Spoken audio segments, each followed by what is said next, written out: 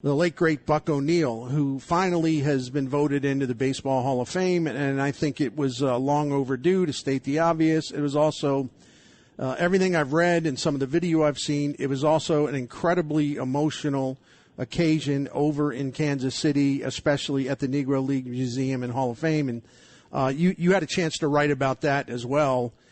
Just tell us what it means to Kansas City. I mean, I think Buck O'Neil's beloved from coast to coast, but particularly his home base at Kansas City.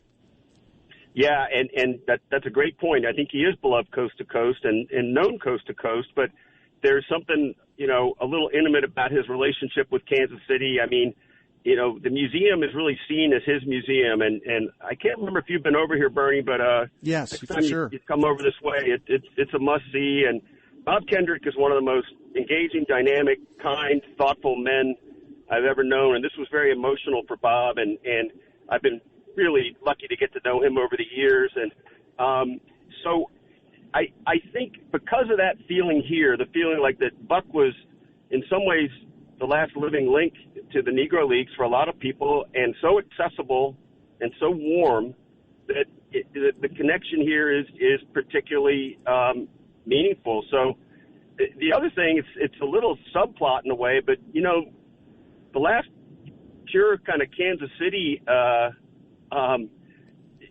entry into the Hall of Fame was George Brett in 1999, and that's a long time without a Hall of Fame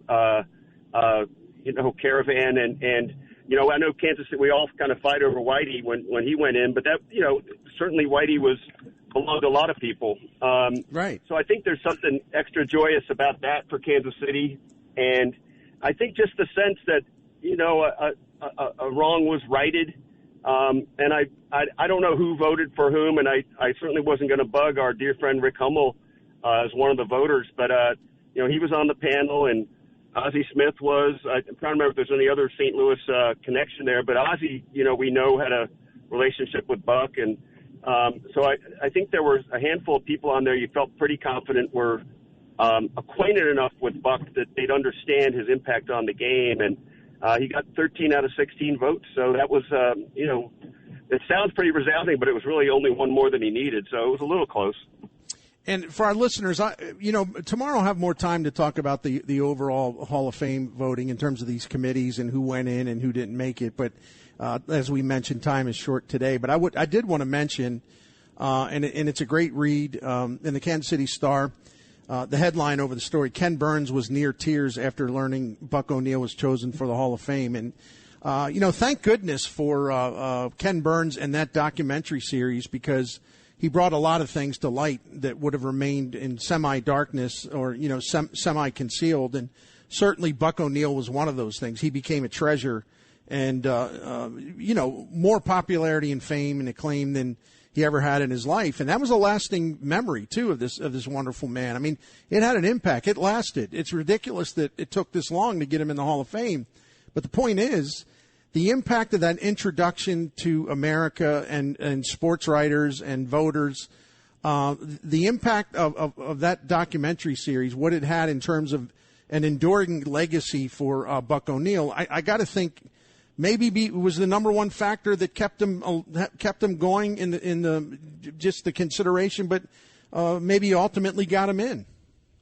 I think you're right. I don't think there's any denying that exposure took Buck to another level. And, I don't know about your own consciousness of the Negro Leagues, but gosh, I don't think I really knew a thing about it till it was late 80s or early 90s when Cool Papa Bell died, and I went and covered his funeral, and that sparked a little something in me. I was, just fascinated by stuff I'd never really heard about, and we did a project at the Post-Dispatch, Bernie, I think in 2001, where we went out and sought out a number of historically significant black athletes. I mean, I remember going to see John Carlos and coming over here to see Buck and getting Hank Aaron on the phone, and we had two or three of us working on a vast look at the landscape.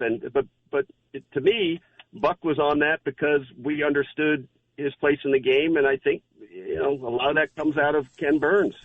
I don't think there's any doubt about it. And a lot of wonderful people, too, especially on the Kansas City side, who we're never going to let this rest. And they pushed and pushed and pushed and educated and, lobbied and campaigned and did it with the right touch and the right tone. And I think that certainly was a big part of it too. So Vahe, as always, love the visit and look forward to maybe chatting a little longer next time, which only whets the appetite, so to speak. Thank you so much, my friend. All right, leave them wanting more, Bernie. Okay, great to talk to you, man. All right, see you, buddy. That is our friend Vahe Gregorian, the great Vahe Gregorian from Kansas City. But yeah, and there's some to my point, the point that I made briefly that we'll come to some of these votes. Maybe tomorrow we'll have time. We'll have a 3-hour show. But I know some people are really sore about Dick Allen not making it, and there seems to be some. There's some criticism, I think, of Jim Cott making it. And again, I'm not sitting here passing judgment on anything right now. Certainly, we had Jay Jaffe on a few weeks ago, and he, as politely and delicately as he could put it, he felt pretty strongly that Gil Hodges was not a Hall of Famer. And I think a lot of people agreed that Minnie Minoso was a Hall of Famer, and he's finally in. And I don't want to go down the whole list, but it's these things are always kind of contentious. There's always tremendous disappointment when somebody doesn't get in, especially if it's a close call. We went through this with Ted Simmons several years ago. He missed by 1 vote. He finally got in. The guy that came within the cusp of making it, this time, the late Dick Allen lost by 1 vote. He needed 1 more vote. He didn't get to 13. He got to 12. So maybe that sets up nicely for him the next time. But unfortunately, he passed on last year. And that said, I'm still sure this would be something that his family would treasure forever. So let's wait and see how this turns out.